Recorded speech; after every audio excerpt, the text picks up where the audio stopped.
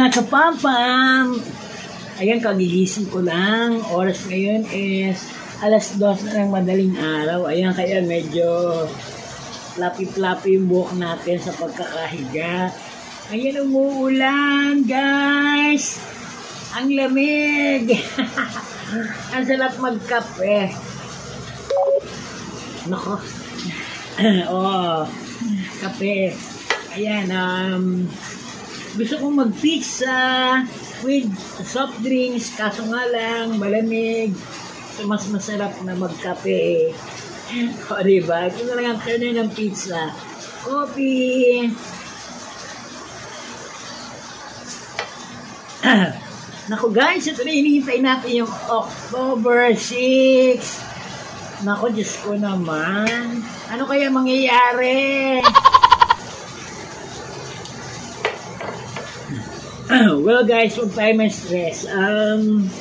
Isipin na lang natin na may maganda pa rin mangyayari, o diba? Ganun naman talaga guys. Kung merong darating na ganyan, isipin natin na hindi lang yung disadvantage, diba? Isipin din natin yung advantage para sa atin dito sa ganitong bagay. Parang sa nakikita kong magiging advantage sa atin is yung mas magiging tayo magaling na content creator, di ba? Kasi mag-iingat tayo. Then, talagang susundin natin yung rules. O, di ba? At magiging tayong masunurin kay Meta Company, o, di ba? Yun lang yun, guys. O, coffee.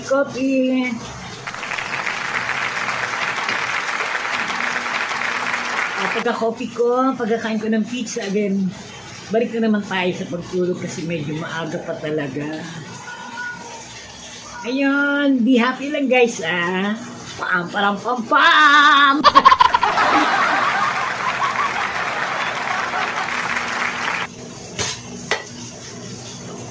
Pizza time!